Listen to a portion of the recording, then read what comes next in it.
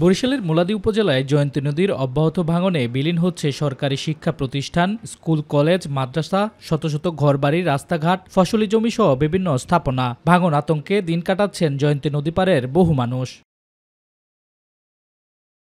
গত কয়েকদিনের নদী ভাঙনে উপজেলার নাজিরপুর ইউনিয়নের কাচির গ্রাম, সাহেবেরচর গ্রামে বয়াতিবাড়ি নামক স্থানে প্রাথমিক বিদ্যালয় ও মাদ্রাসা নদীগর্ভে বিলীন হয়েছে। ভাঙন আতঙ্কে অন্যত্র ঘরবাড়ি সরিয়ে নিচ্ছেন অনেকে। আমাদের এইখান থেকে অবৈধভাবে বিভিন্ন সময় বালি উত্তোলন করা হয় এবং ইটের যে বাটা আছে এই বাটার কারণেও নদী ভাঙন অনেক সময় দেখা দেয় এবং হয়। আমাদের বাবা মার ভিটি যা ছিল তার অস্তিত্ব বিলীন হয়ে যাচ্ছে।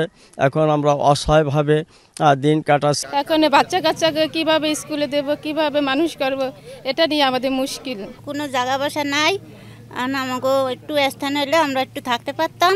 স্থানীয়দের অভিযোগ, প্রশাসনকে ম্যানেজ করে অবৈধভাবে বালু উত্তোলন করে আসছে একটি মহল, ফলে প্রতিনিয়তই ভাঙছে নদী পার। সরকার কার্যকর কোনো পদক্ষেপ না নেয় প্রতি বছরই ভাঙনের কবলে পড়ছেন তারা। এরই মধ্যে নদী ভাঙন রোধে এলাকাবাসী একাধিকবার মানববন্ধন করেন।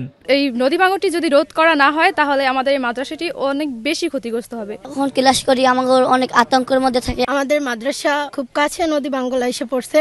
আমরা এই জায়গায় ব্লক ফালানোর জন্য অনুরোধ জানাচ্ছি। নদী ভাঙনের কবল থেকে মাদ্রাসাকে যদি বাঁচানো না যায়, এটা রোধ না করা যায়, তাহলে যে কোনো সময় এই মাদ্রাসাটি নদীগর্ভে বিলীন হয়ে যেতে পারে। পানি উন্নয়ন বোর্ড বলছে, ভাঙন স্থান পরিদর্শন করা হয়েছে, প্রয়োজনীয় বরাদ্দ পেলে কাজ শুরু হবে। এখানে একটি ভাঙন হয়, স্থানটি ইতিমধ্যে পরিদর্শন করা হয়েছে। তবে স্থানটিতে জরুরি কার্যকর ব্যবস্থা গ্রহণের জন্য আমরা একটি প্রাক্কলন প্রস্তুত করেছি। আমরা চেষ্টা করব অতি দ্রুতই এখানে জরুরি কাজ বাস্তবায়ন করা হবে। শুধু আশ্বাস নয়, জয়ন্তী নদীর ভাঙন রোধে স্থায়ী বাঁধ নির্মাণ সহ প্রয়োজনীয় পদক্ষেপ নেবে সরকার, এমনটাই প্রত্যাশা ভাঙন কবলিতদের। শামস তাবরিজ উচ্ছ্বাস, মাই টিভি নিউজ ডেস্ক।